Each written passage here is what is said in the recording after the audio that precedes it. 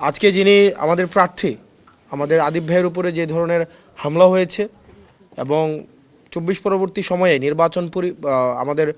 প্রচার কার্যক্রমের উপরে এভাবে দলীয় পরিচয়ে বিএনপির দলীয় পরিচয়ে যেভাবে হামলা হয়েছে, এই ধরনের হামলা কিন্তু একটা পুরা নির্বাচনী কার্যক্রমের মধ্যে একটা নেতিবাচক একটা বার্তা যায়,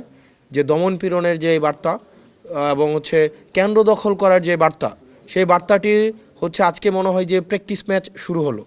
আজকে প্র্যাকটিস ম্যাচ শুরু হলো এবং বিভিন্ন সময় আমরা দেখেছি যে কেন্দ্র দখল করার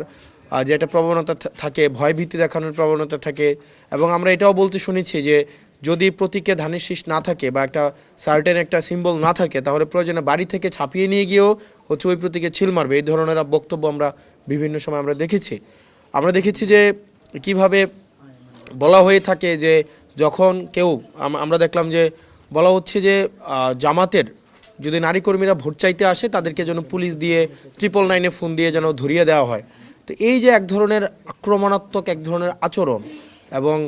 প্রতিপক্ষের নির্বাচনী কার্যক্রমকে, প্রচার কার্যক্রমকে এভাবে আক্রমণ করার যে প্রবণতা, সেটি আসলে কতটা নির্বাচন দিন পর্যন্ত কতটা অংশগ্রহণমূলক নির্বাচন পরিচালিত হবে, সেটি নির্বাচন কমিশনের জন্য একটি চ্যালেঞ্জ বলেই আমরা মনে করছি।